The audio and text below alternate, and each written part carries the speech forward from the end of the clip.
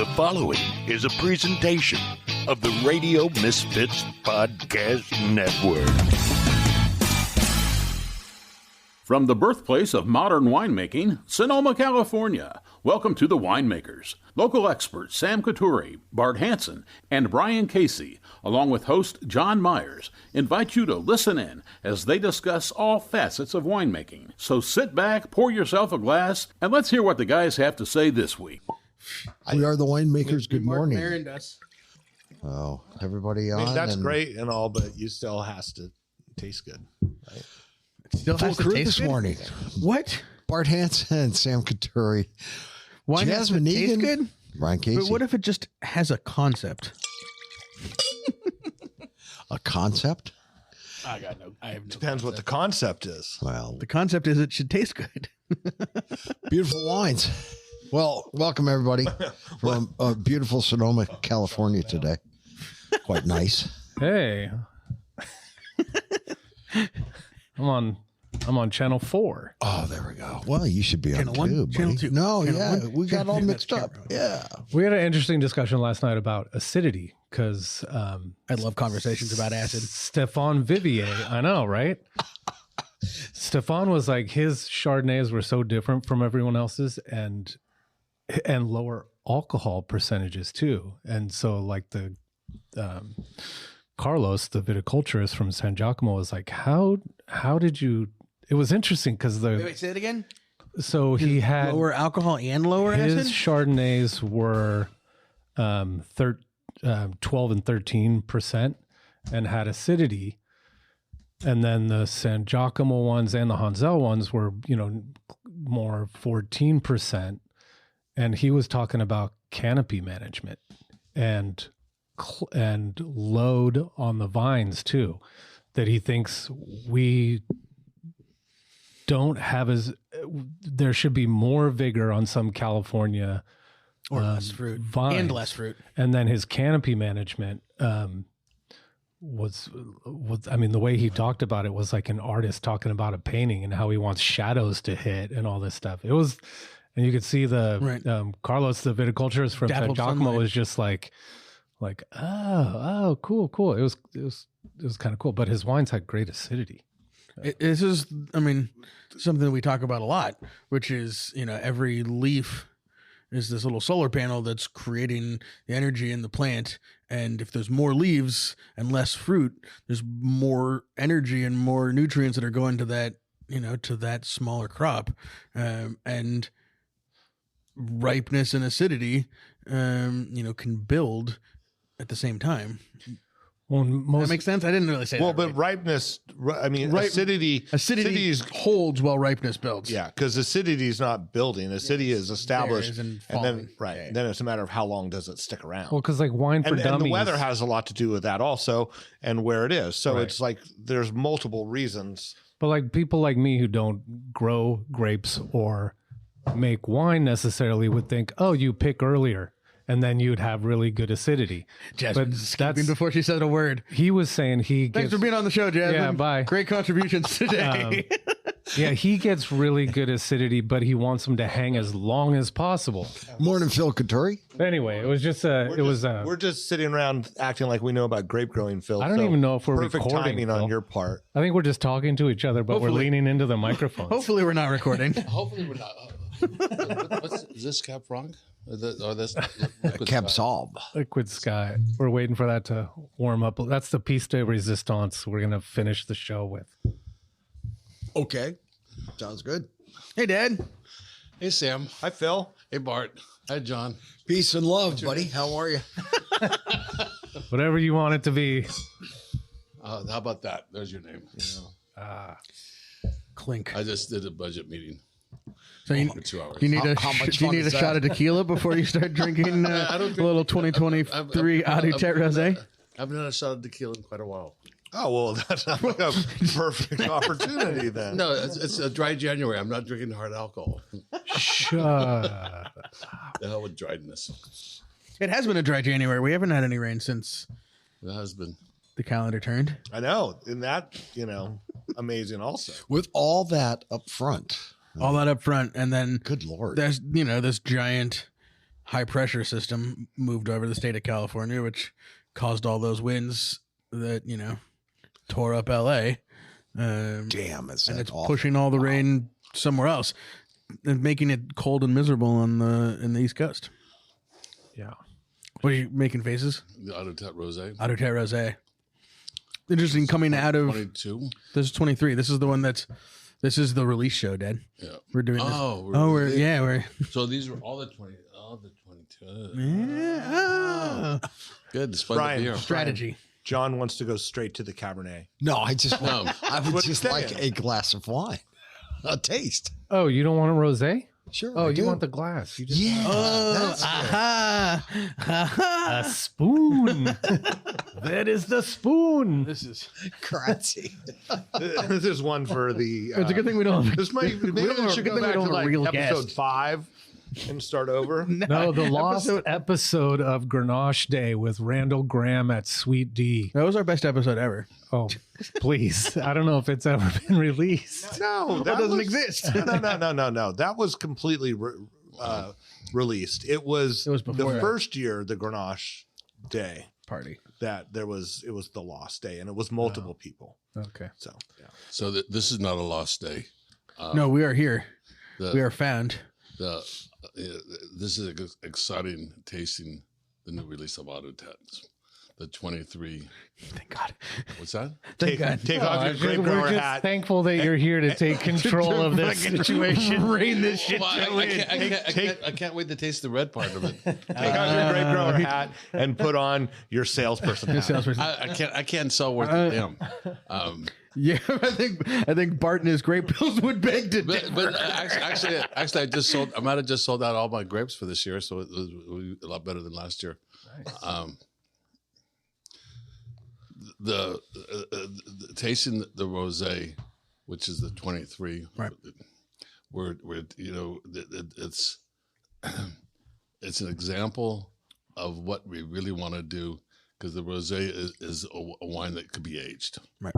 and the 23 vintage has such great bright acidity that it just I can't wait to 6 months. I can't wait for 2 years to be able to still taste this, because it has that longevity. Gotta make sure Brian and Tristan don't sell it all first. See, we started this conversation with acidity. This is what we were Yeah, talking that's about, what- because the I start every conversation with acid. right. See, the If you wonder where I get conversation. my jokes from, ladies and gentlemen, Some of the deepest, sitting to Brian's left. some of the deepest conversations ever have been started with acid. Yeah, Wonder- they have been. We were talking about ageability and 1934. and how the acidity is sort of the structure to build on. And this is what Stefan Vivio is talking about with his Chardonnays. It's almost like your vertebrae and was the acidity, and then he would sort of build on that when he wanted wines of age. But this has great acidity. This is going to last quite a while. And last night, Isabel and I had dinner together. We over a bottle of sake, having sushi, talking about Philippe Cambie, and this is why we do it, because the Deux Têtes will always be here as homage to Philippe Cambie and his approach to making wines that have this ability to age, have the acidity, have texture, and that we're so fortunate to have his influence in our everydayness of what we do with wine, because it's we're part of that. When you think about the coaching, the family tree. yeah, Yeah. we're part of that, the tree of Cambie when it comes to how we want to approach wines. Yeah. And the 22 vintage, I'm looking and dying to taste it next and discuss it. It's gonna be the shortest show ever. Phil just wants to get through the wines. No, I don't We want to have get structure. to it, but it's Like the wines, we have structure. we do it. Or we lack do have, of. when did you start the show? Hard to say. We're not really sure. We just started talking, and at some point, John hit record.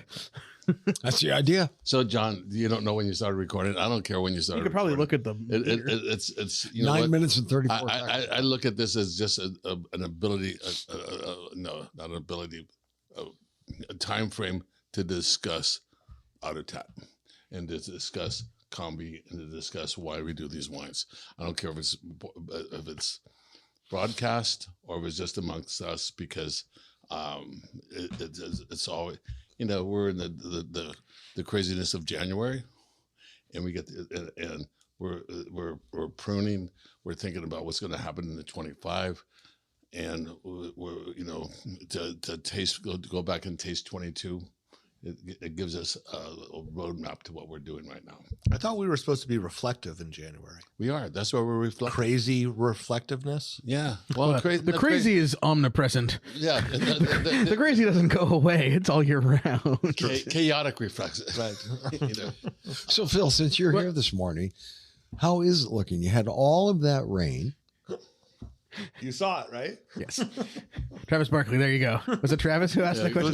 How's it looking in the vineyards, Dad? You had so much Listener rain, question. and it was really Listener pretty John Myers amazing. would like to know. Yeah. What's it looking like? Well, working in the vineyards this past 5 days have been insane because it's been so damn windy. But it's having the 18 inches of rain that we already had, 19 inches of rain that we already have. Pretty much, an average. We had that 12-inch rainstorm that occurred in November. Was that November? November, December, yeah. And the ground saturated. The winds have stymied the growth of the cover crops. Yeah. We're having Santa Ana winds in January. We know what's happening to our the southern state. I saw a vineyard spraying herbicide the other day during the wind. You have to kind of go, wow, who's running the shop there? Yeah, well, billable hours are running the shop there. Well, we have to be more efficient with all the work that we do, and you don't spray anything in the rains, but you don't spray cover crops, period, or you don't spray herbicides, period. Sorry, anyway, throw that out there. But it is a good time to reflect it. But what's going on in the vineyards right now? We're ahead of pruning because we're in this January, June temperatures in January and January temperatures in June. But it was up to 72 degrees last week. Yeah. This last 3 or 4 days has been a cold north wind, but wretchedly northeastern wind. Yeah. Well, hey, Phil, because it was a listener question, some people mentioned that they've seen leaves budding out already, but I tried to explain to them that's on unpruned vines. It is on unpruned vines, but what we're seeing, I usually figure I get a little bit nervous right around Valentine's Day, because that's when you start seeing buds lift. And you start seeing fuzziness happens on buds, and you go out there and you see the white fuzz that happens when the bud is waking up, and the buds are waking up. Oh, So is sap flowing then? Or are you getting like sap is flowing? We're making cuts right now, and they're bleeding because there's enough soil moisture in there. There's force in it, and it's been warm, and we're past the solstice, so energy is changing. And energy is changing, and it's we haven't had a freeze. There was a frost a couple of days ago at Barisha. It's been frosty in my house the last couple of mornings. The last couple of mornings, but there was no frost up until this point. There were still green leaves on some of the vines from last year, right, at the very tips. Right. Good morning, Isabel. Welcome. Isabel, welcome. Did you just wake up? How many wines have you tasted already this morning, Isabel? About 20, 25. 20, 25. Right. Wow. Just 20 or 25. Yeah. Right. Tell us about it. What have you been tasting? So yesterday I was blending all of the 2024 rosés because we're making quite a few this year. Today I had to finalize a couple 2023 blends. And then just checking in on the 2024 vintage. So tasting through every lot and kind of getting familiar, seeing how they're evolving. Cool. Yeah. So you do love your job. Do I love my job? Yes, very much so. I mean, we talked about this last night. Yeah. Oh, we're lucky. Yeah. No, I adore what I do. Um, Very fortunate. to circle back all the way to the beginning with Brian, our conversation about acidity and acid. And Brian last night with this amazing program that you and Mark Bodenhammer dreamed up in a fever dream one night, about taking fancy wines and fancy local and international wines to the servers of the restaurants of Sonoma on a Tuesday night once a month, bringing a group together and tasting through these wines with them. And last night they did Chardonnay, and Brian brought in Merceau. What was all the white bergs that you brought in? Corton, Chardonnay, Merceau, Montrachet, and Chablis. Right. So, And our invite got lost in the mail, or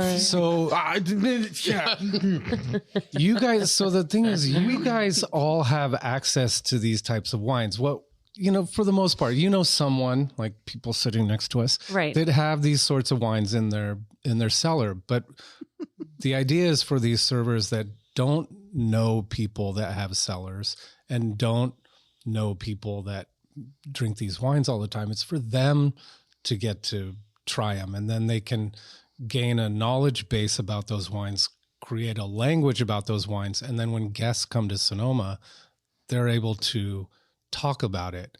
I mean, if you're selling cars, you should put someone behind the wheel of a Ferrari or a Lamborghini. If you're selling at the racetrack, golf clubs, as long as John is with them.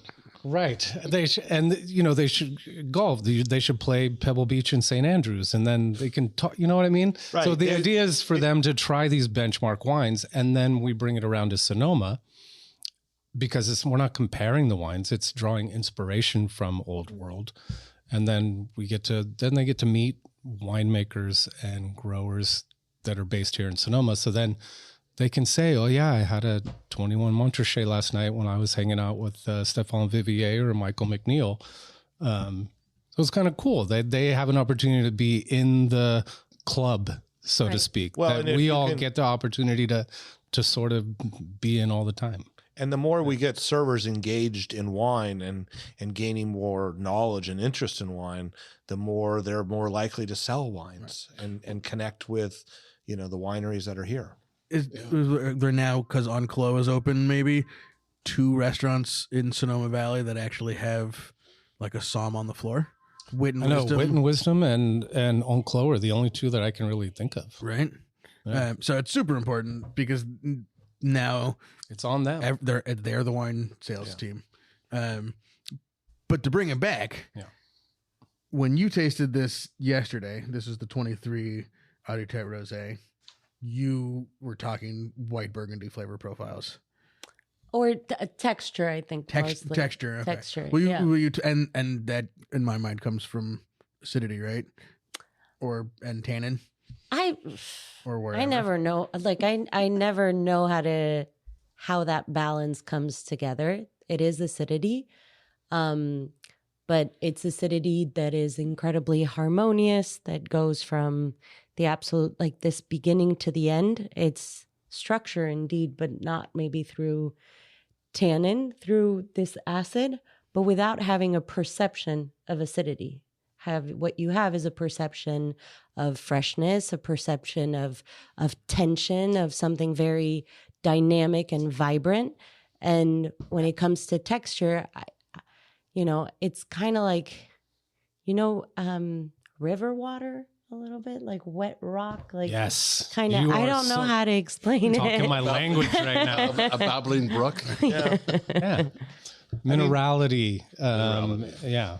But I think you're right, Isabel. Is that it's that complete acid, right? Like there's so many times where either the acid hits you up front so blatant that it muddles everything else, or you taste through it and all of a sudden you get hit with this acid bomb in the back. And I always think those are maybe keys that it's been added acid, like pure, caught acid is done by sweet tart. It goes back to front. Sweet tart acid, where it almost has a burning sensation in my mouth. I can tell if a wine's been really acidulated because it almost starts to, it's like your mouth aches a little bit from it. Yeah, I get a stickiness in the finish, and that's mainly how I can tell when it was acidified. But also sometimes, it breaks away. Yeah, it's not always that it's been acidified. It's very vintage dependent. And so in vintages where you have, for example, heat waves, and so the vines shut down, you can have one of two things. You can have acidity that completely falls out and you have these flat, flabby wines. But sometimes you can have like what I call stress acidity. So like really hard, like really high malic and not that much tartaric, and you'll end up with like pretty harsh acidity. And so that, is not always, I mean, that balance is not something you can manipulate. Right. It is, I agree with you that it's picking date, but it's also so vintage dependent, but also like oak dependent. Like if you are going to do élevage, you can have some oak, kind of like greener, less toasted oak that might bring this structure and tension that helps stretch out the acidity from kind of beginning to end. So there are choices you can make in the winemaking process, but there's also a lot that's done in the vineyard, and that's vintage. It's all dependent. done in the vineyard. Yeah, it's mainly definitely 80%, 90% in the vineyard. Well, the signature of the vintage comes from the vineyard, and thinking about what you're saying, and sneaking ahead and tasting tasting the other look, the other part of the Autotet release, the 22 red. The 22 Rossi, where 22 was an incredibly hot vintage, and having the Rosé from the 2023, which was a real temperate vintage, and so we have these two different types of acidity in this group of wines, but they're complementary, and that was controlled by, again, what happened in the vineyard that year. I was actually going to say that of the Autotet releases that we've done, this is now 18, 19, 20, 18, 19, 21, 22. So this is the fourth reds and the fifth rosé.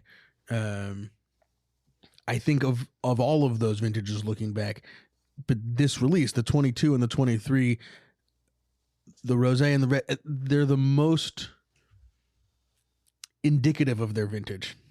Because 22 and 23 are such, sort of like outlier kind of vintages, and 22 with the crazy heat spike and then the rain and then everything sort of like, got weird, and 23 was just cool and wet the whole time. So is it the vintage?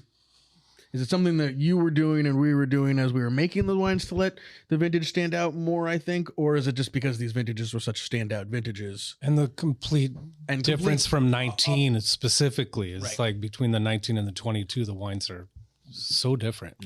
Yeah. I think I think the differences are mainly due to the vintage. However, I think where the wines are at considering their vintage is very much due to the winemaking. I like winemaking that honors the vintage. I don't really like this, aiming for uniformity, especially with these wines that are meant to be an expression of both terroir and vintage. It shows how much of a chameleon Grenache can be. So I think, 19 and 21, there was 18 and 21, there was some austerity. 19 was really big.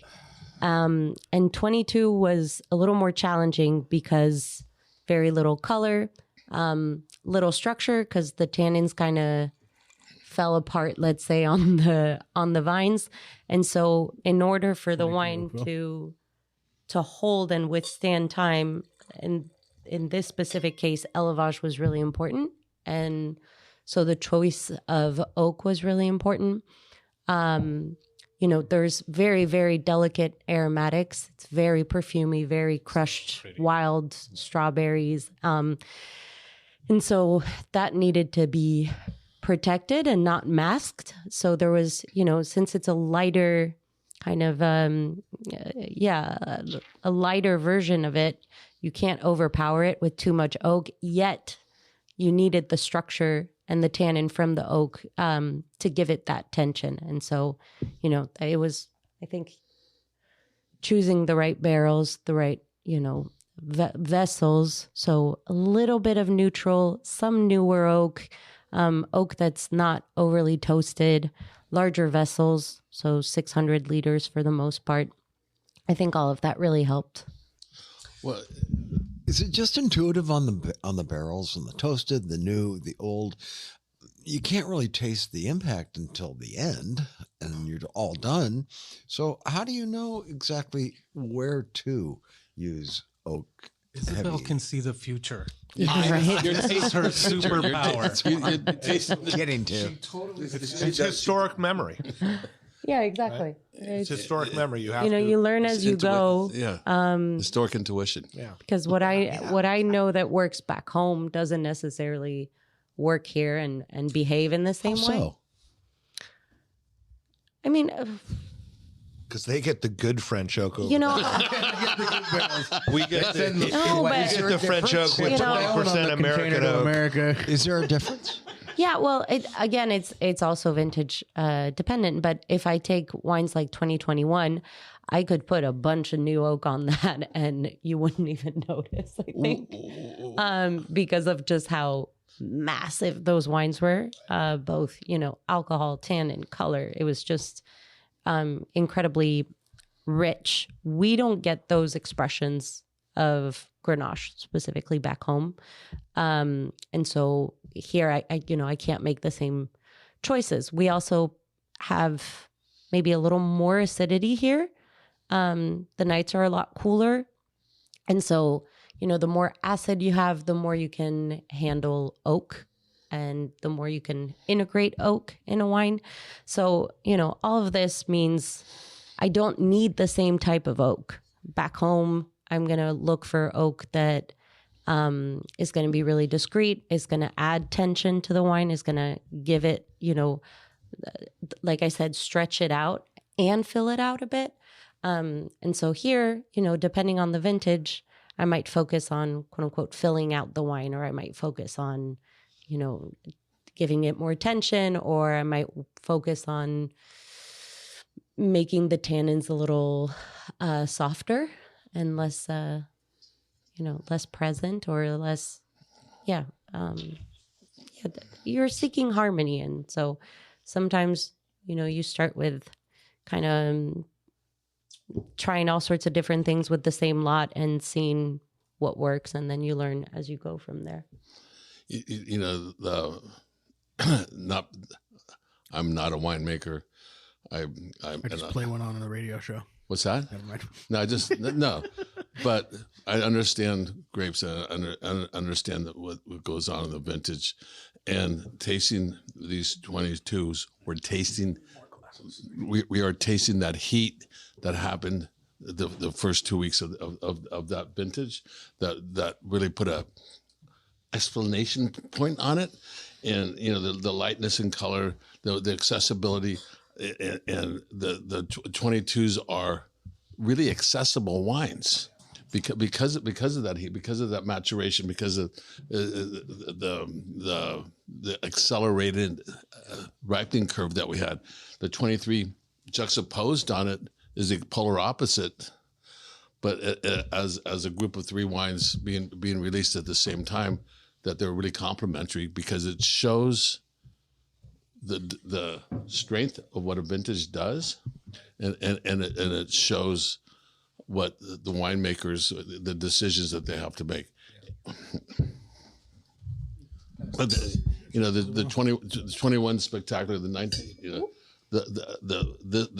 this wine for an Deux Têtes, the fourth year that we released it, is probably the most immediately accessible.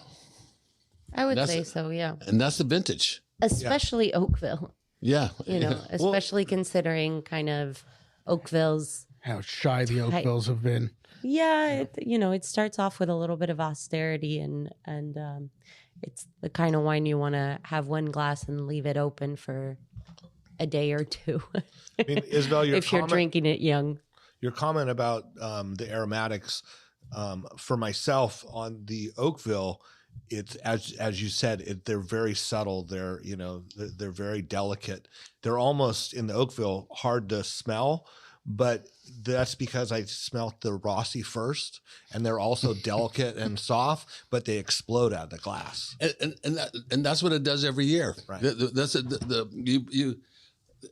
I wish we could sit down and do a vertical every time we taste this wine. Right. Because I want to taste the 18, I want to taste the 19, I want to taste the 21, I want to taste the 22, because of because they're familiar friends since the 18, and again, to Philippe.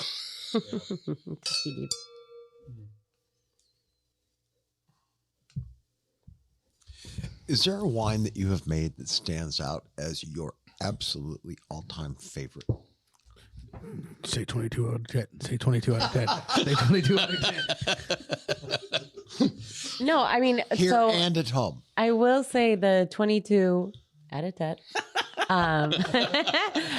Oakville is probably one of my favorite wines I've gotten to make. I think it's in a style that I really enjoy. I like how perfumey. I love the orange how do you call it? Blood orange rind kind of thing that's going on, and a little bit of rose petals, those wild strawberries.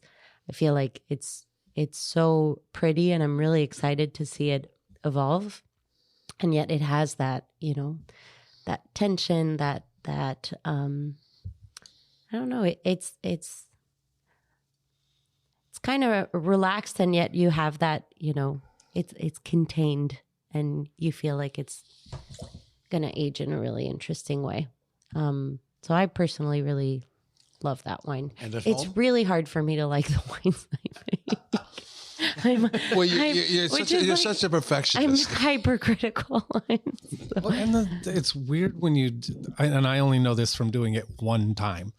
You've done it, I don't know how many times, but to taste a wine from fermentation and you sort of follow the journey with the wine, it's weird because you're used to a wine just being put in front of you and you're evaluating it based on that moment in time. But when you're sort of moving with the wine through time and it has all different smells and aromas and flavors and tastes, it must be sort of weird because you're like, okay, is it in the place that I kind of expected or wanted to be? Yeah, I think it is tricky because you remember it in a certain way, and you keep being surprised.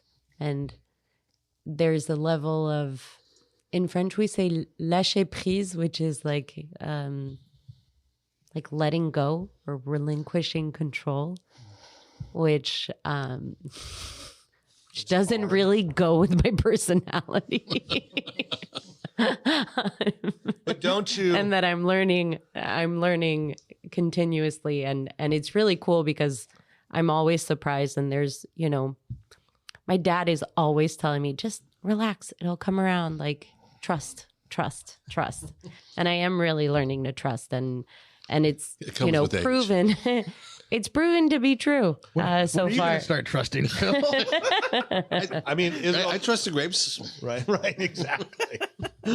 Don't you? I'm curious if you find this where you don't get to taste the wines here as much as you do the wines back home. Yeah. And so I know myself, I sometimes feel that I taste the wines when they're young too much, and I need to step away from them and let them change and notice those changes. Do you find that you get that satisfaction with these wines here as opposed to at home, or do you make yourself stay out of the wines at home?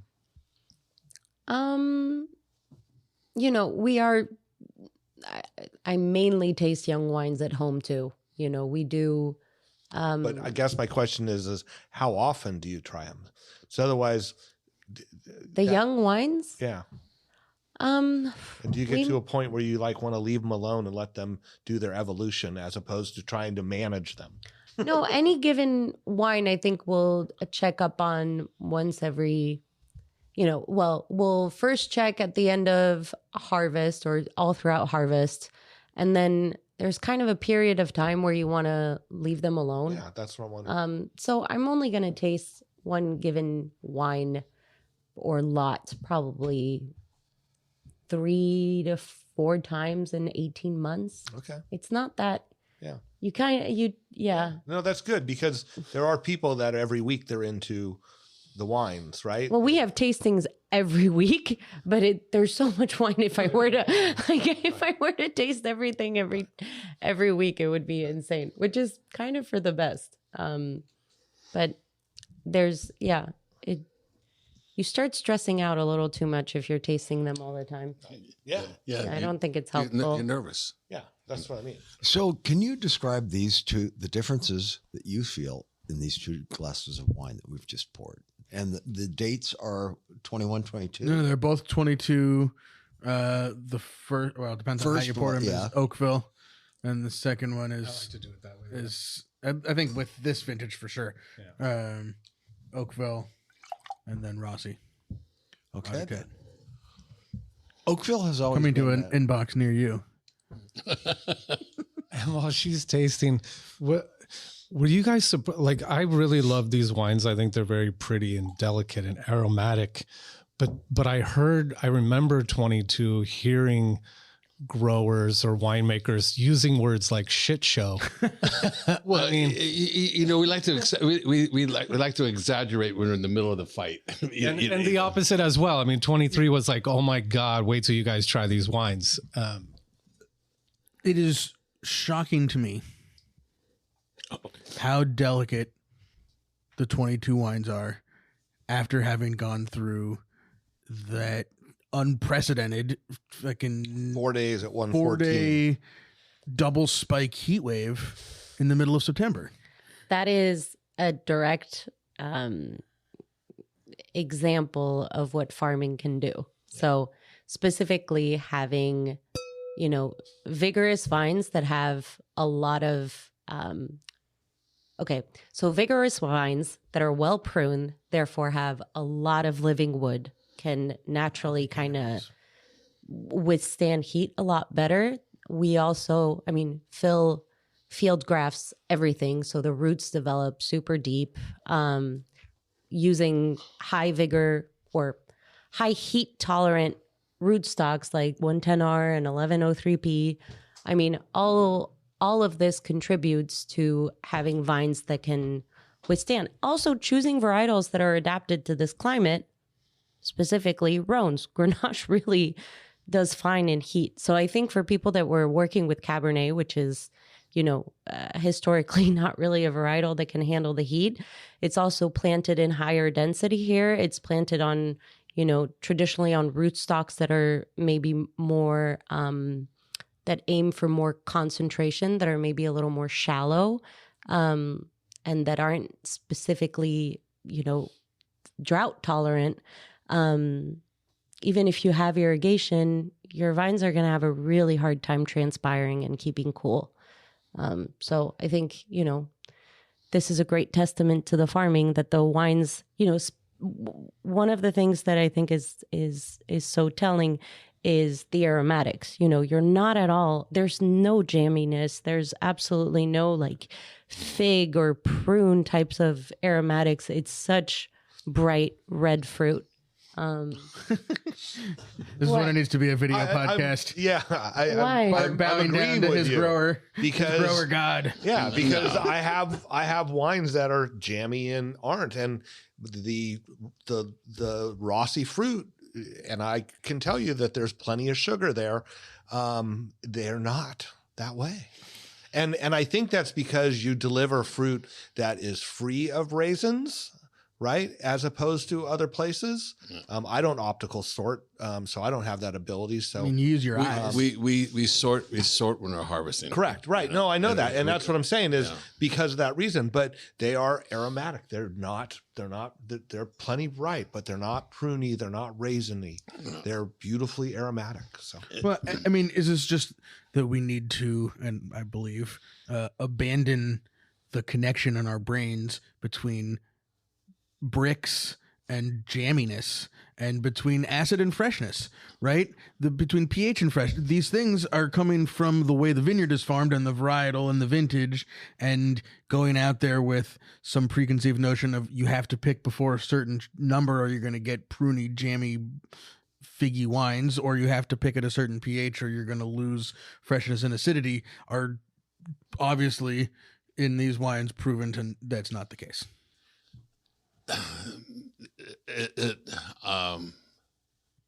Boy, that's a pretty heavy question, but no, you have to harvest the grapes when they're ripe. 2024 was a harder time figuring out when they were ripe than it was in 23, because 23 was a slow upheaval of ripeness, the slow movement of it, and there's been research done. Once a grape hits 24 or 25, it is done producing sugar for itself. The rest of that ripeness comes from hang time and, in a sense, dehydration. 22, they dehydrated and ripened at the same time. And we still left, this was harvested a lot earlier than the 23. And not quite as early as the 24, right. And the vintage, the vines are still coming off of a drought, and it was a big lush vintage.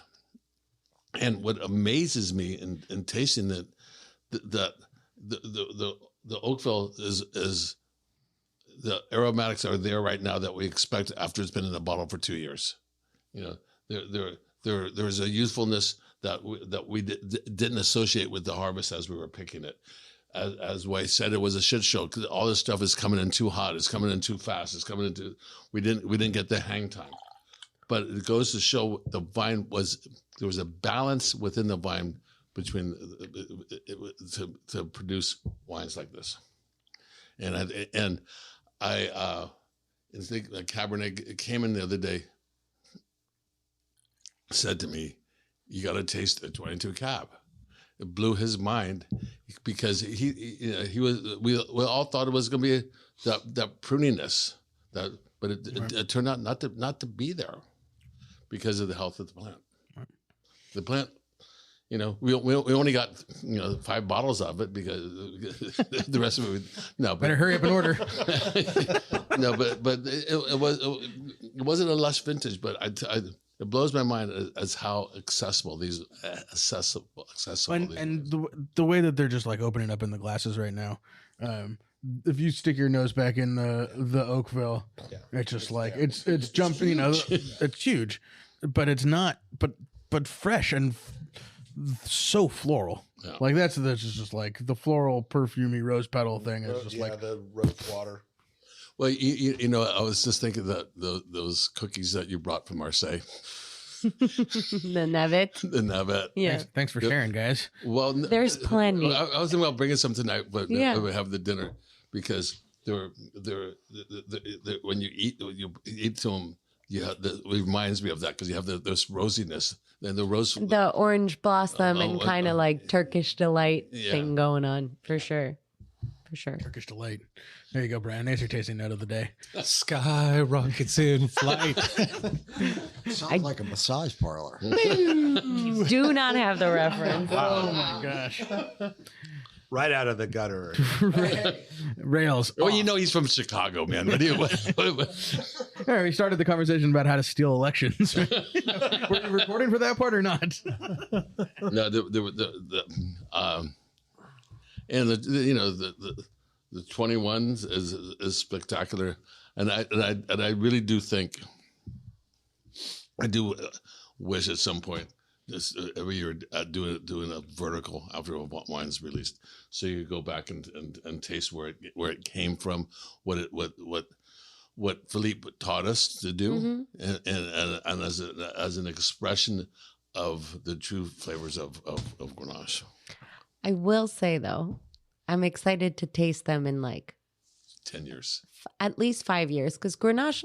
It's funny because Grenache, even in the vineyard, goes through like this teenage phase from like age 5 to 12, where it's kind of, overly fertile and vigorous and has a hard time kind of ripening its skins, and it'll have a lot of sugar, and it goes through this weird phase. And I feel like Grenache in a bottle has an awkward stage as well, of like age 4 or 5 through 10. The teenage years. The dumb period. The gawky. Dumb period.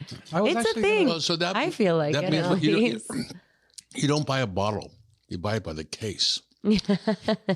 So you get Is that sales? Not a salesman, ladies and gentlemen. I no. can't sell anything. Can we get Phil in the tasting room on Saturdays? but you do, because you drink 2 or 3 bottles when you take it home, and then you lose it in your cellar, and you drink 1 or 2 a year. Yeah, and then by the time you get halfway through the case, you're into the second or third one, and then You all come of a back sudden, and buy more because it's more expensive as a library wine. Hey Sam, is there enough So room? buy in 2 Phil's, cases early. Is there enough room in his cave to do a show? No, We set up there's in there. way you too can much do it out in wine. front. Yeah, not a chance. I mean, I showed up on Sunday and Phil was organizing and clearing out his cellar The a little first bit. time I've done it in almost a year. There is still not enough room for a podcast. Clearing out, Phil? No, cleaning up. I I think. found some real gems. A wine that you made with Philippe, that 16 Gigondas, Yeah, the Saint-Damien. and that was stuck underneath a box and underneath another A box. single bottle at the bottom of the. No, there were 6 of them. Oh no, better. I found 3 2007 Chablis that was just. I can't wait to taste them. What's the producer? William Favre, and which has been sold, Yeah. and I bought it. LVMH or somebody big like that, right? Yeah, somebody big bought it, and I know maybe we should have one of those tonight. I know it's not a Rhone wine, but it's They charge you extra corkage on non-Rhone wines with the girl and the fig. That's true. They do, right? well, they used to not open Not them for you guys. They used to not open them, but that's the beauty of collecting wine. You always have to, I used to lose stuff in the closet in my house, I still I actually do. wanted to ask you that if you guys Vacuum have sealed noticed buds from the 80s. since the Grenache was planted in Oakville, what you've noticed has changed vintage to vintage or over the years as it's sort of matured. Is there something that's changed that you've seen in the way it grows or the wines that come from it?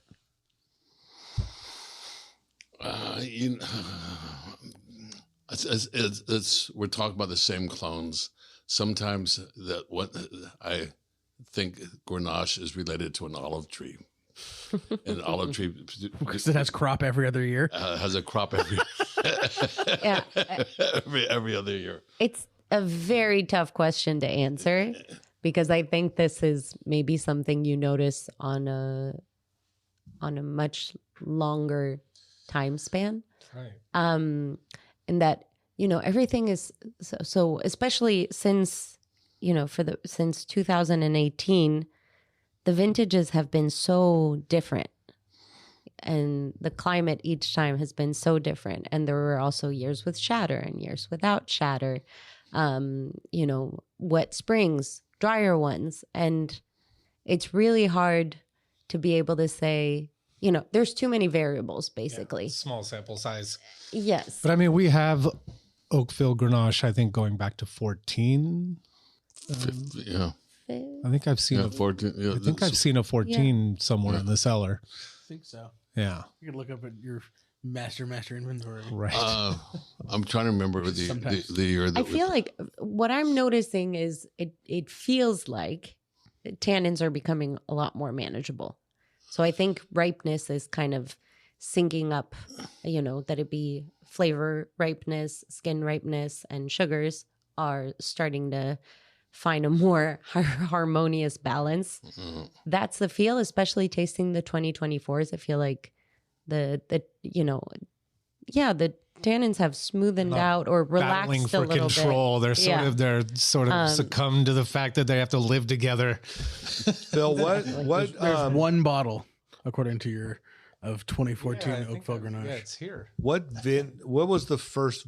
What are the There's zero vintages bottles. of We open it? the blocks roughly or average at Rossi as compared to when were they planted? When were the Rossi Grenache vines planted? The Rossi Grenache vines were planted prior to us getting there. And what's interesting about the Rossi, we started working on Rossi in 2012, Right. and we did Deux Têtes in 2018, the first one from them, and the lot of the Rossi was planted on 1114, which was a sort of a mistake. Oakville was planted. You have 2004. I think 2011 is when, or 12 was when we planted Oakville. Well, 14 was the first vintage.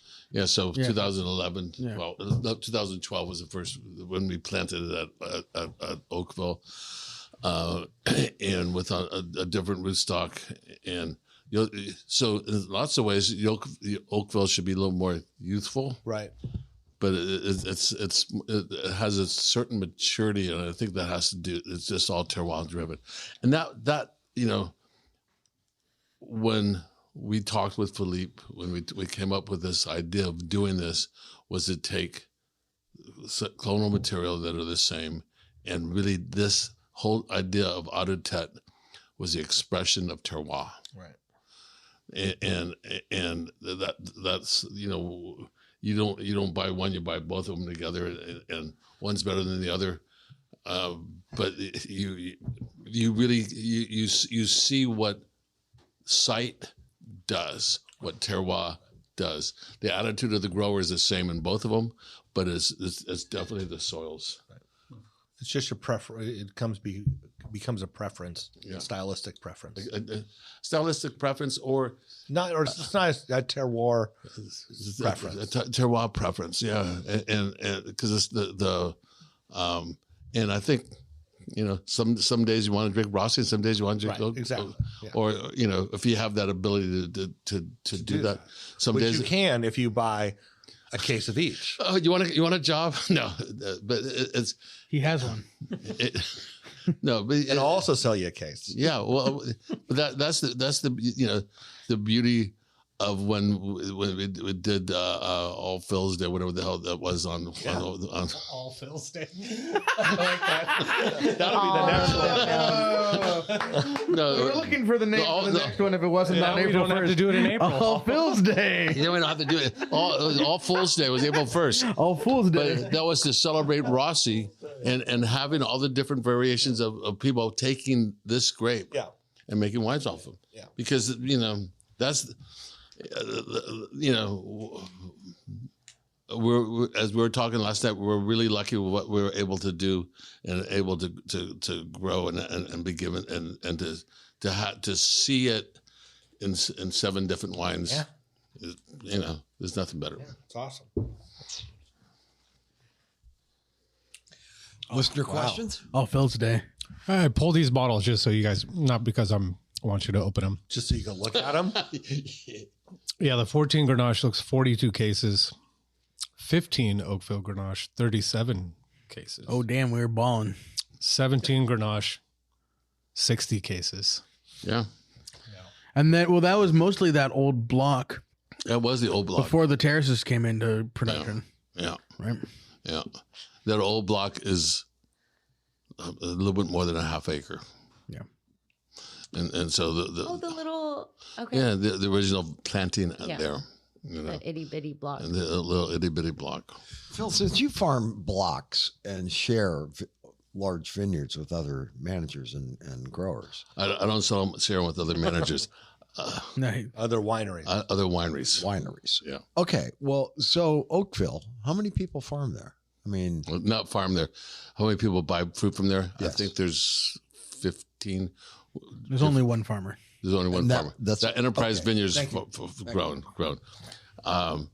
At Oakville on the 70 acres, we had 72 harvests, separate harvests, and of that, I think there's 14 different winemakers that work there. Yeah, running logistics during harvest for Phil is Do you still have nightmares? Do you still have nightmares about the 2018 vintage? Have you talked to your therapist about that? That's a yes. That's a yes. Yeah, we didn't have spreadsheets. We had daily meetings and whiteboards. Lots of whiteboards. Yeah. Which are great because if you bump into them, you lose everything. And then during the pig, you have winemakers calling you saying, "When is this going to show up?" They're saying it's going to be like 85. Can you please? Yeah. It's a juggling game, but the whole philosophy behind the development at Oakville was to give artisanal winemakers access to estate grown fruit. The vineyard was developed as an estate vineyard, and everything's in 2-acre blocks, so that they would go to a 7-8 ton fermenter. They're figuring 2.5 tons of the acre to a 5 ton, and it's it is a bit of a juggle, but it's a beautiful vineyard. Yeah. Same thing with Rossi. Yeah. Rossi, there's probably 8-10 different winemakers making grapes from there. We got 12 on stage in April on All Phil's Day. Yeah. It's like all hallows. We're all saints. Right. Phil, has anyone Good thing you have that handwriting else approached you about buying some of the Grenache from Oakville? Yeah, they have. How does that conversation go? If there's any, some steel plow Grenache. No, if there's any leftover, Jennifer, the winemaker for Oakville Ranch's brand, every other year makes some rosé out of it. In 2023, Keith Emerson was able to do a ton of fruit from there, a ton or two, because the terraces are younger vines coming in. Yeah. Should we tackle some listener questions? So I got one, but this will have to be actually answered off air. Yeah. Okay. Well, listen about sensors. Listen, who was your biggest pain in the ass club member for 2024 and why? Well, whatever club member asked that question, obviously. Is that Kevin Burns? I'm not going to say. Just like I said, we answer it off air. Are these live questions? Are they Every club member is valued and loved and appreciated as long as their credit cards are not expired. They're all part of the family. All right, I got some here. This one's specifically for Phil. Where do they store the moguls during the summer?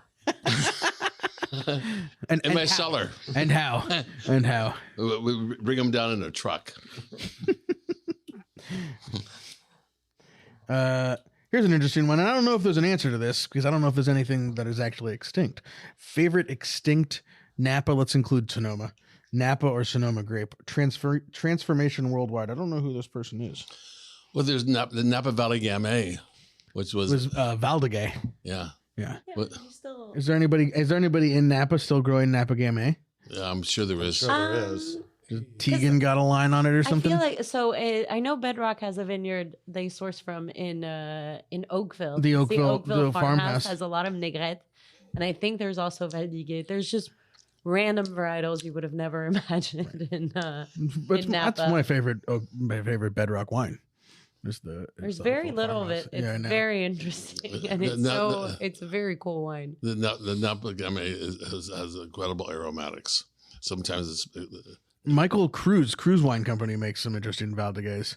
Yeah, we'll get him on the show one of these days. And Marta and her husband at Talisman. Okay, Martha Stuman.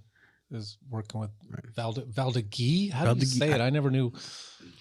It's Is it a French word? So you tell us. Yeah, I guess it is, but it Let's would just be say Valdeguy. But yeah, Valdeguy? I had never heard of it before California.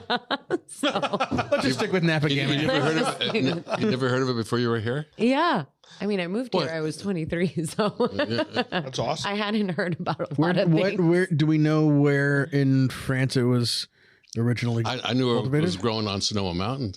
Where? Old Man Bruning had Napa Gamay.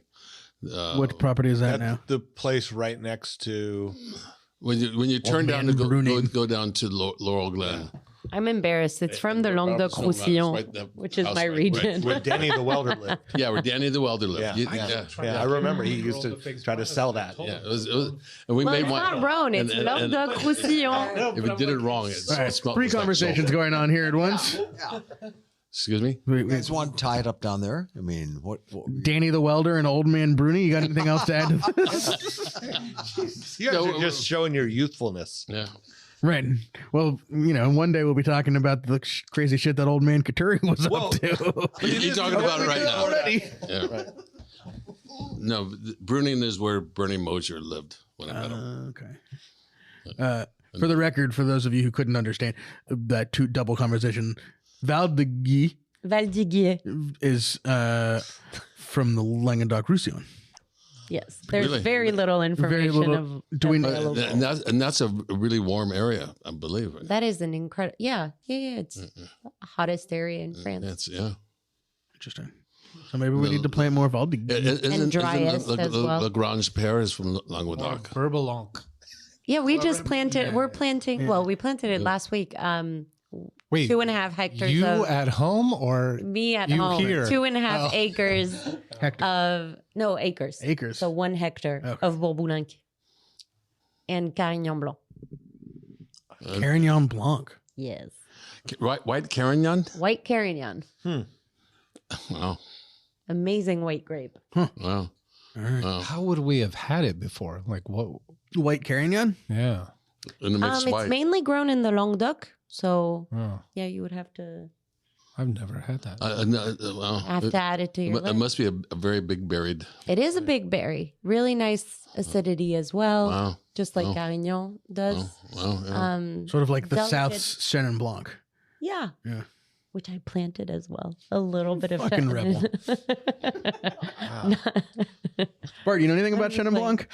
Not lately. Not lately. Not lately.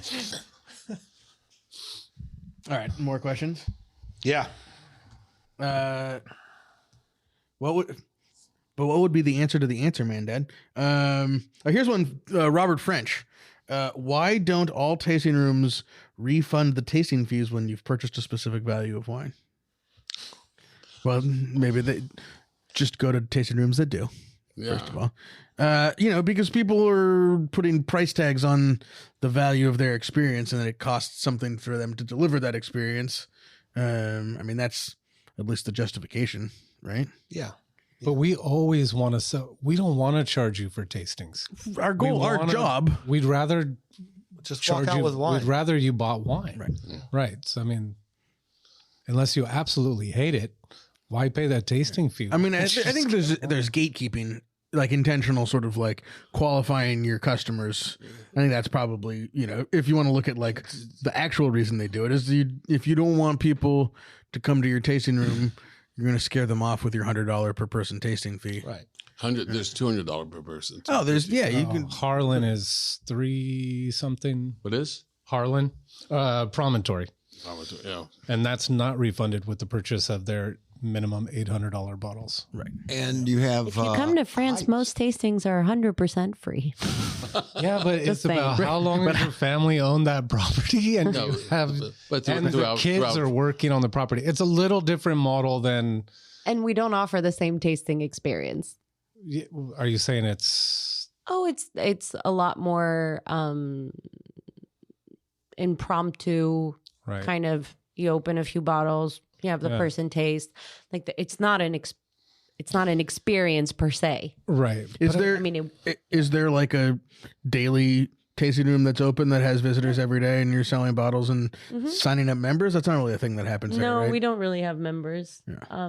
But yeah, we have a tasting room. Anybody can stop by, taste some wine, buy some wine. Do you look at this? I can't believe we've never talked transition, about Ryan. this before either. Do you guys ship wine direct to consumer? Yes, we do. We have do? a Shopify website. Shopify website. And you sell, and obviously you only ship within. Can you ship to the entire EU, or can you only ship to France? Right now, we can only ship to France. It seems like I'm really bad at this. I think we can now ship to the rest of Europe, but we haven't really organized that yet. Okay. But I think legally we're now able to ship to. Do you know how much it costs to ship a case across the across France? Go ahead. No. Just I was hoping you were going to say for comparison, $12, right? Yeah. I mean, France isn't that big. It costs more if you put it on the TGV, I think. But it gets there faster. Right. Sure does.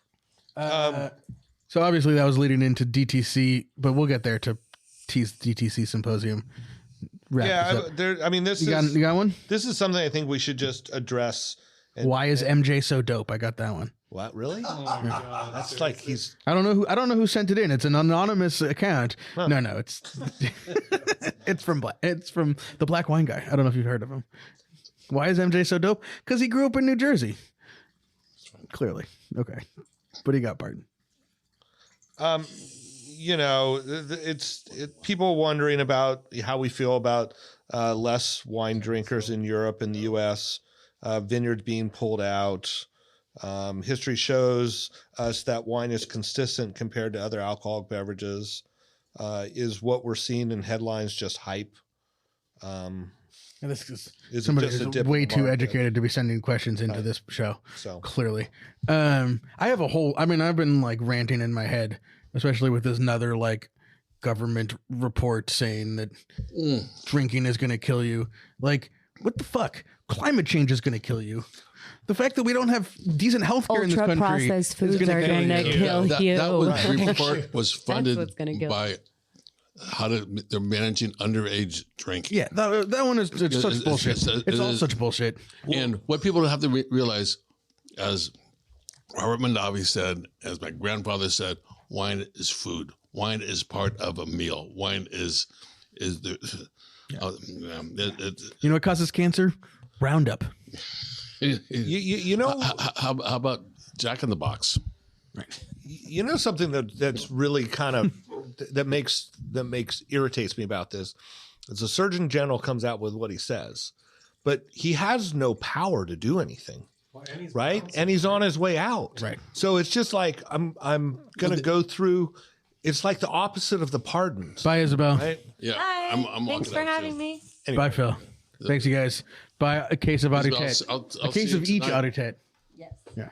All right. I highly recommend doing that. Drive safely. Thank you. I look forward to meeting the mystery man person. Elvis has left the building. Elvis has left the building. Anyway, yeah, the Surgeon General throwing a Molotov cocktail in the party as he walks out the door. And let's remember, we're not drinking a bottle of wine before breakfast, or this is Well, the Secretary of Defense is. No, that's gin and tonics. Gin and tonics before dinner, before breakfast. My bad. Sorry. okay. Then. Trying to ward off malaria. I love when one guy. I love when he goes. See you guys. Well, how many of you shown up here you. drunk at the end of the day to vote? Good Lord. Probably all of them. Oh, well, good show. It's really we got always nice we to got see more. Isabel. Oh, yeah. She's just she opens her mouth, and what comes out is so intelligent. Makes us She's all sound smarter. Been there. She understands what's going on. It's always a pleasure to have her on the show. I'll just say that. All right, Kent Falker. He's coming to. I think he message saying he's from the Midwest somewhere. There you go. Good guy then. He's Cedar Rapids, Iowa. Hey, Do you know anything about that? nope. You ever been there? Never been there. Did they grow Chenin Blanc there? Not since I was 17. 10 plus years near Cedar Rapids, Iowa.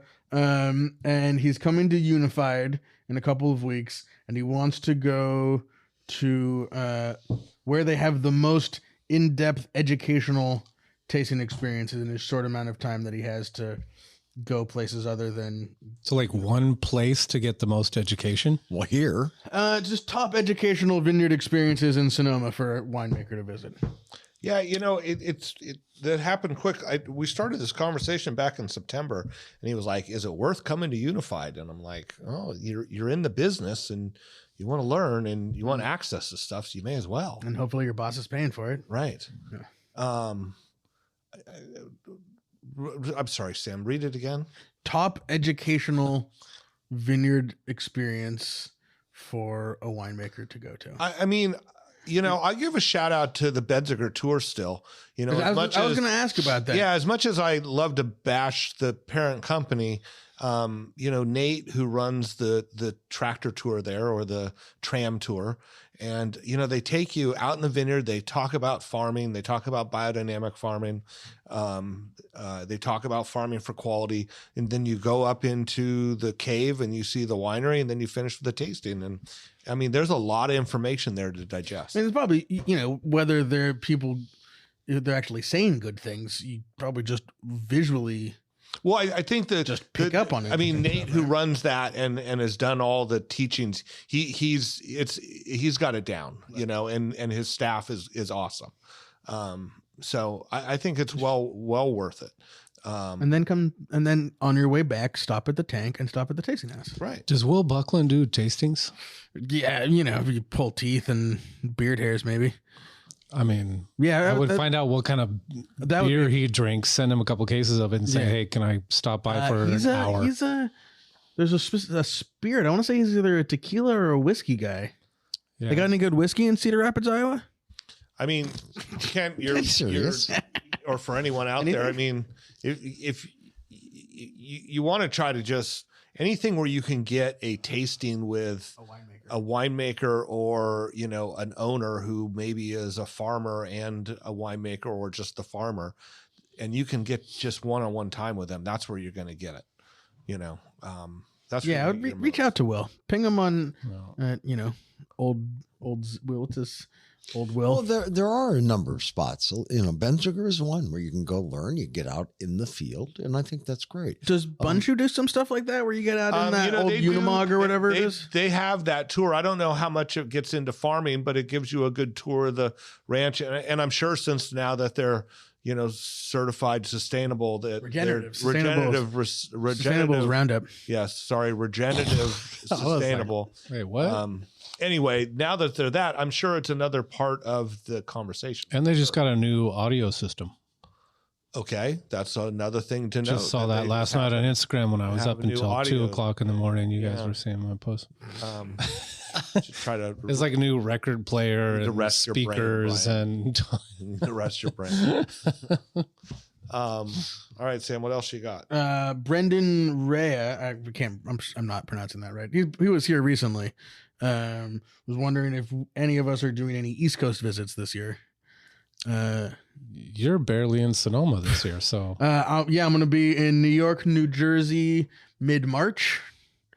I'll probably be in DC early May, and then maybe back to New York if this thing happens with Moon Mountain District and Rodrigo Soto's brand in early June. But I think Brendan is in the Midwest somewhere. I thought maybe he'll come visit. Maybe I'm wrong. Maybe he's in a different place. So yeah, I'm gonna, and that's just the first half of the year. I don't even know what the second half of the year looks like. I'm tired already. But you're scheduled. Got some structure in your life. Sam. Yeah, I have. It takes a village. It sounds like he's being held accountable. Yeah.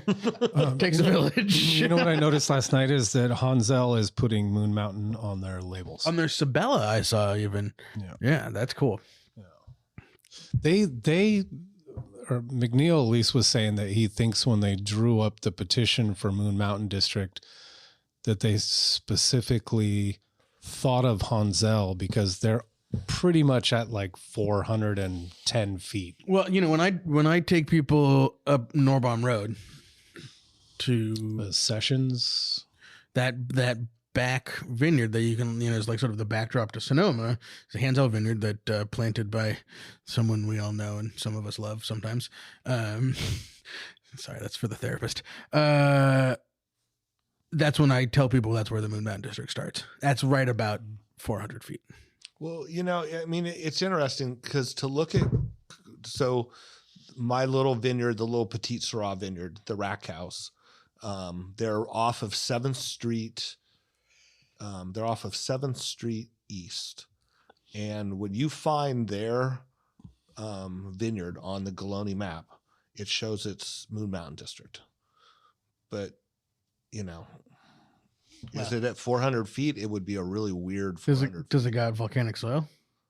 Maybe that's it. I mean, that was, the 400 feet line was about where the soils changed from sedimentary valley floor soil to rocky volcanic soil.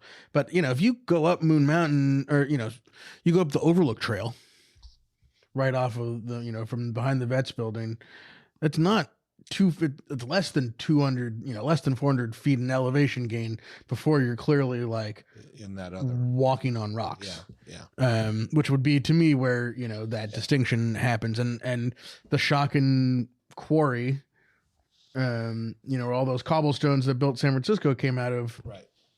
Maybe the top of it is 400 feet. Right. So, yeah, well then, maybe that's it. And they do have large, rock formations on their property. So, maybe that's it. Yeah. But it's, once I realized that, I was like, oh, look at that. Moon Mountain District, Moon Mountain District, Petite Syrah. There you go. Charge $10 a bottle more. At least. Well, it's interesting that how it can develop. I mean, Moon Mountain, can it ever be a Tokalon? Well, that's the difference is one's a vineyard, one's an appellation. But when you put Moon Mountain on it, you put Tokalon on it. It's got the cachet. I mean, that's certainly the goal, and that's what Rodrigo. I don't know if you were here for the Rodrigo episode. The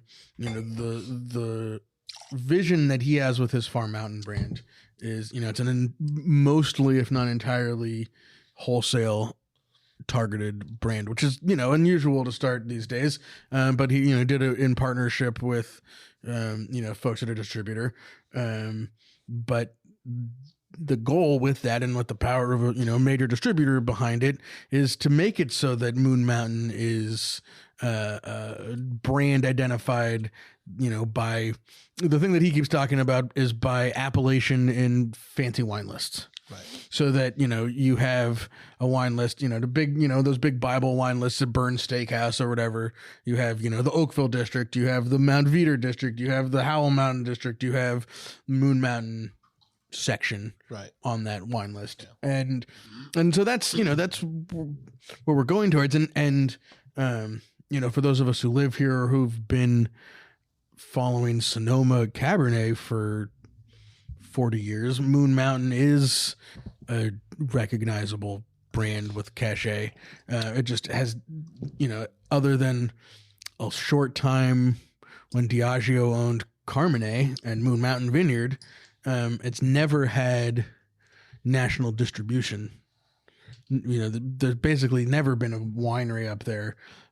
Hansel might be the only other one that's ever had, real presence in the wholesale market. And that's what it's going to take. I mean, the Tokalon wines. And when Hansel did that, it wasn't marketed as Moon Mountain. It wasn't Moon Mountain, right. Right. So you're right. It's never had that full brand recognition out there. Yeah. So that's what is going to, the wine nerds, the people who listen to wine podcasts that ramble on for how many minutes are we at right now? 118 minutes, are the people who know it and appreciate it and buy wine direct to consumer. I'm trying to get us to the direct to consumer end of the show.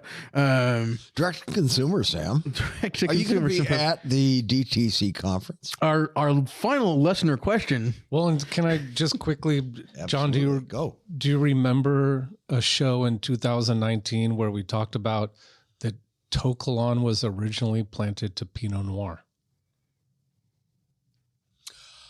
No. Sure. No. I just thought that was interesting. That, you know, what people think of as like some of the premier Cabernet coming out of Napa, it was originally planted to Pinot. My cab comment. And probably some Napa Gamay. Some Valdic. I'll just say that there is quite a difference between the cab and the Grenache this morning. Well, we hope so. There's such a difference in the color, which is the first thing you notice.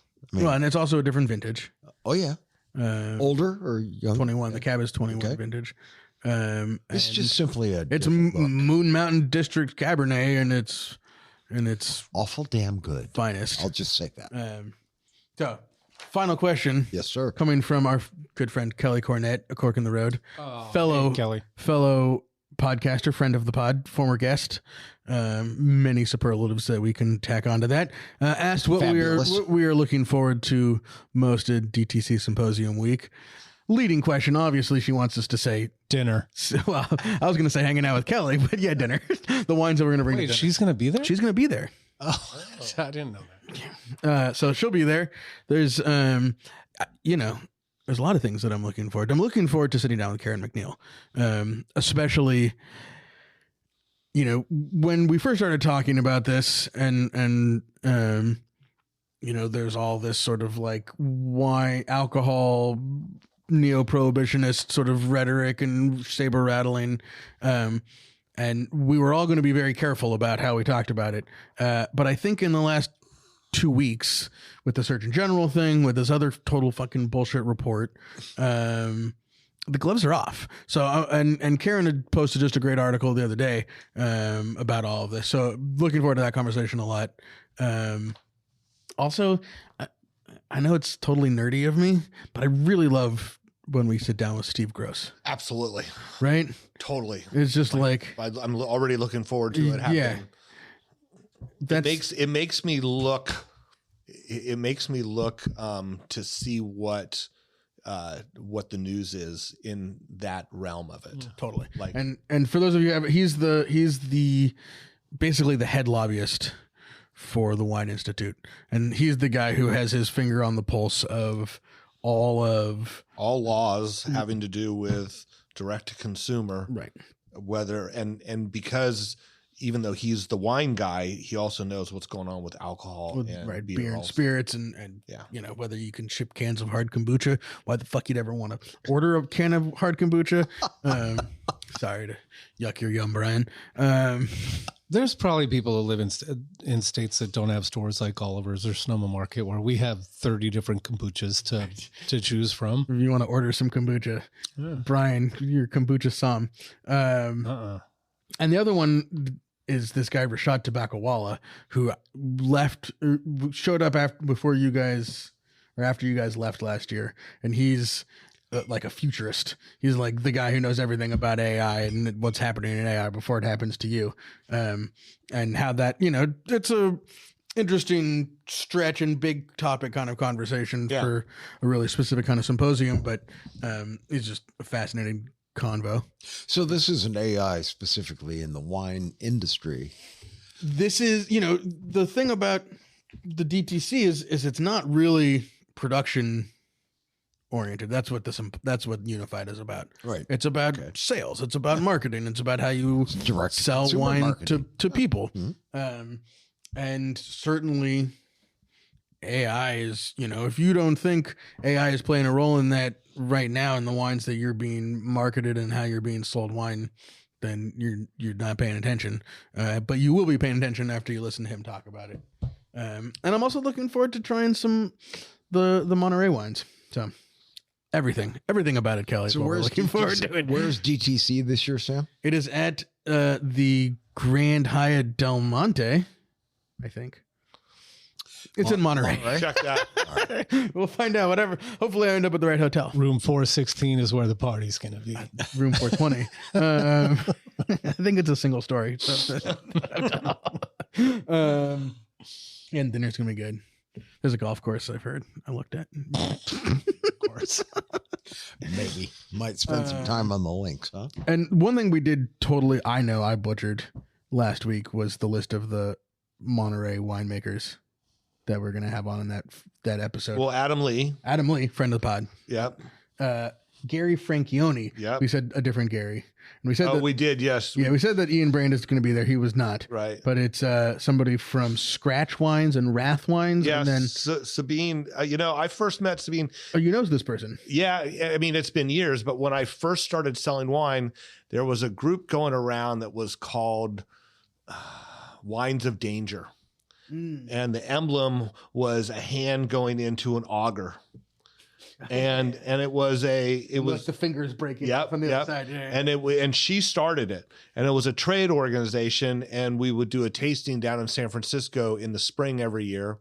It was open to enthusiasts, but it was also primarily try to get brokers to come and look at people's wines. And we did that for like 3 or 4 years. It was a great organization, but I haven't seen her since then. So it's going to be fun to reconnect. But yeah, she has Wrath Wines and Scratch Wines. Cool. And then somebody from J. Lore, Rhonda Motil. That's J. Lore's Major player. Big Monterey player. Yeah. So it's going to be interesting.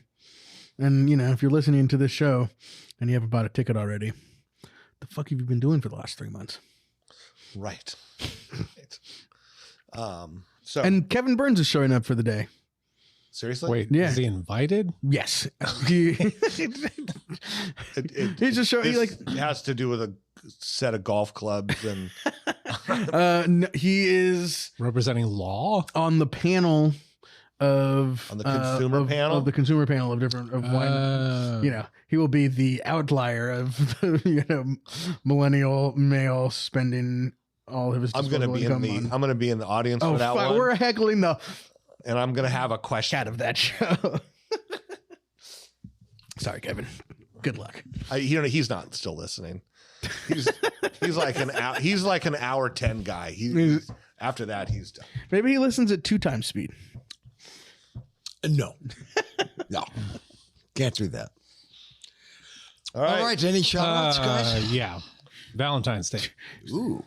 It's Jasmine only listens to the January. very end, so we got to get. When is Valentine's Day? It's usually on February 14th. Thank you. It's January 15th today. Right? So it's 29 days. So it's away. 27. Nice, Sam. It's a month from now. You have a little over a month to get your tickets, but it will sell out. And on Valentine's Day, Brian. Come on, Brian. You don't know the details? He's pulling up this. Yeah, I was going to say, you got to read the menu. We're doing a dinner. Where? Pop-up dinner in the tasting house. Ooh. 2 seatings, a 5 o'clock and an 8 o'clock. At this very table? At this, we turned this whole place into like the cutest little bistro in Sonoma. Excellent. And we pack in 25 people. And the menu? And the menu, Brian. So Chef Fiorella, who used to be the chef at Edge and then, has done some Vinyl Sunday parties for us and has now got her own place. Ali Kai is doing the dinner for us. Last year we did Sushi. Jacob Talbert. Jacob from Sushi Noma, right? And it was fun because we did red and white pairings with sushi, which was kind of cool. Something I'd never done before. So Fiorella it's a great menu. It's 1, 2, 3, 4, 5, 6 courses. So potato rosti and ikura, which Ikura. Those are the salmon roe. So, exactly. And then Ora King salmon tiradito with blood orange leche de tigre, kaffir lime oil, and tapioca cracker.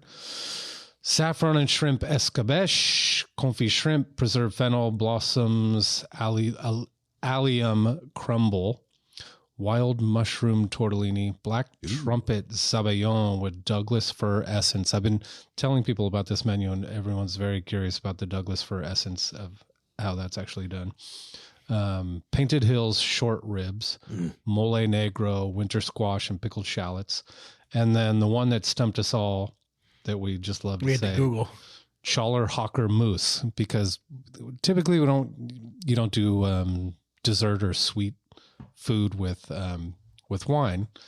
So it's some sort of, what did we decide? It's a cheese. Chalahawker is a cheese. Yeah. So it's her, you know, when I was talking to her about this menu, and I know, you know, Brian has gotten in my head about not anti sweet food with red wine, particularly. It brings out the bitterness. Other than chocolate? No, specifically really okay. If you're over 80%, you could sell me on it, but yeah. Okay. So you know, I said instead of doing something sweet, you know, she does these amazing at Ollie Kai.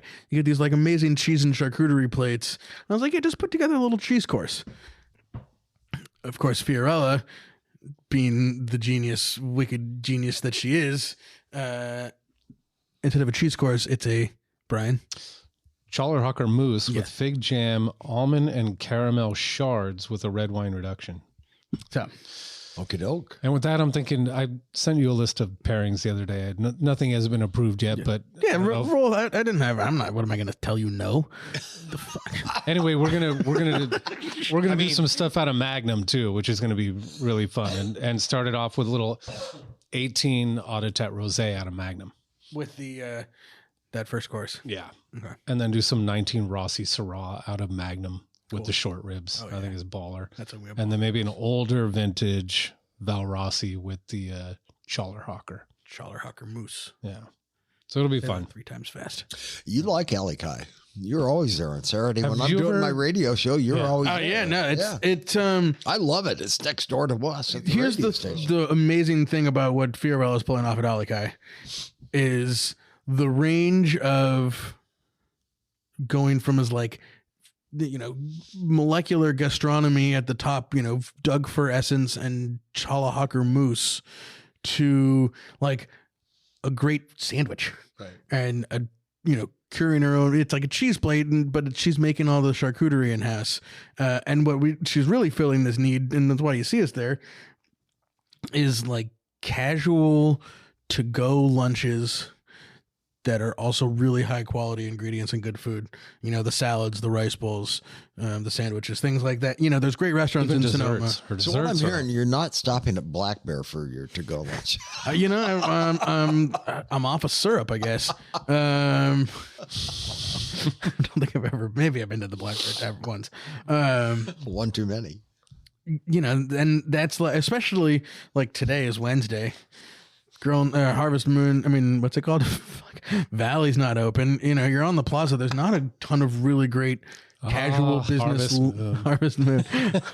Casual business kind of like lunch pickup spots. So, just totally filled that need, but it can also pull off Eshkabesh and all make those other paella for 200 people at a just vinyl keep Sunday crushing party. paellas all night long, as long as hungry people are still there to eat. And you're feeding her bottles of wine. Yeah, exactly. There you go. So yeah, that's and you actually for that we're trying to act like a real restaurant. Even you go to the visit the tasting house part of the website and you make a reservation for either the 5 o'clock or the 8 o'clock seating.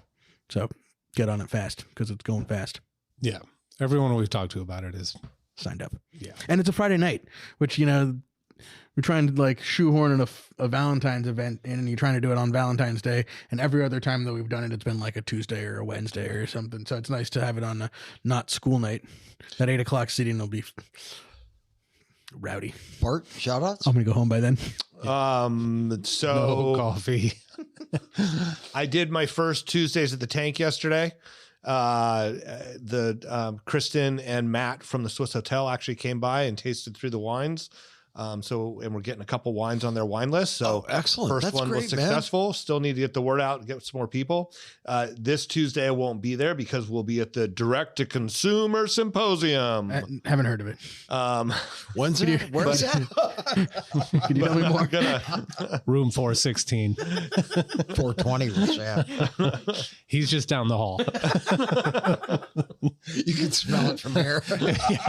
There will be no mistaking where Sam is standing. stay. It's just my backpack. It's just my backpack. It smells like that always. Okay. Listen for the house music coming from my room.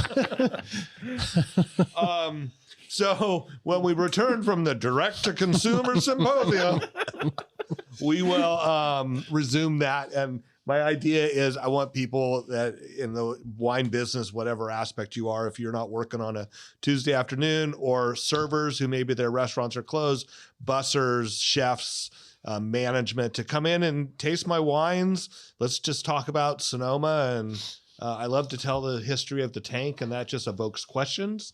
Which is a lot of fun, and that's all I want to do is just get some. So you're going to reserve Tuesdays for industry folks. Yeah, Cool. And then I'm gonna. I didn't do it yesterday, but I'm gonna brown bag a wine that has been dropped off. A lot of neighbors have dropped off wines, and I've just been sitting on them, and we'll brown bag them and taste them, and just kind of talk about what we think of the wine, and then see what it is. Wait. Cool. And when you talk about the birthplace of natural winemaking, or modern winemaking, whatever, That's whatever it is, the birthplace of modern wine. Maybe it evokes Buena Vista and Count, but really, Sonoma's modern winemaking is the Chave Winery, where that tank came from. Yeah. All those concrete tanks that are now real estate offices, the whole thing, right? Yeah, between Chave and then of course Pagani, Right. And then even as late as in the late 70s, early 80s, Val Harristy, he and his dad they made wine there at the very end where Passaggio was. But at some point, it was 1951 is when Pagani died, and no one in his family took it over, and essentially that's when those facilities were shut down. Okay. Right, that was Glen Ellen Winery and Distillery, which I always love also. But yeah, I mean, and think about it, as we were saying in the last episode, what kind of wine was made there? I mean, that 14,000 gallon tank I'm in, that wasn't making, Moon Mountain Cabernet.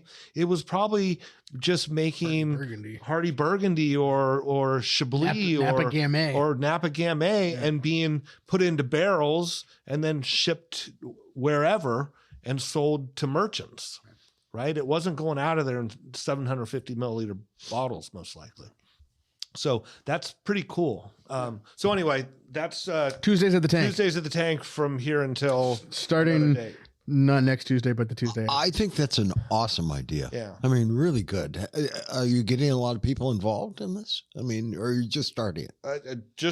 Yesterday was the first one. That will be Tuesday the 28th. You know Chris what? Cherry's birthday, according to mine. You should honestly go on Kathleen Hill's show and talk about this, because all these people who do listen, and it's a food Yeah, I mean, service show. I mean, at this I point, think it's very trust cool. me, John. Great At this idea. point, if like 8 servers or 8 hospitality people came in at one time, I'd be overwhelmed. So I'm okay with a slow build here. Smart. Yeah. Smart. So, and of course, any podcast listener, obviously you're Comp tastings for podcast listeners always at the tank. Yeah, always. So, You don't even have to buy wine. Tasting's free. I mean, Robert French, you do not have to buy wine. Your tastings are always free. Especially Robert French. We give you money. Come try. Wait, let's not get carried away. We lose money on every sale. We make it up on volume. Make it up in volume. But we feel good about ourselves. So, That's the best thing I can say for right? the day. It's like therapy. All right, everybody. Thanks for listening. Talk to you next week. Anything else, guys? See you in Monterey. Bye.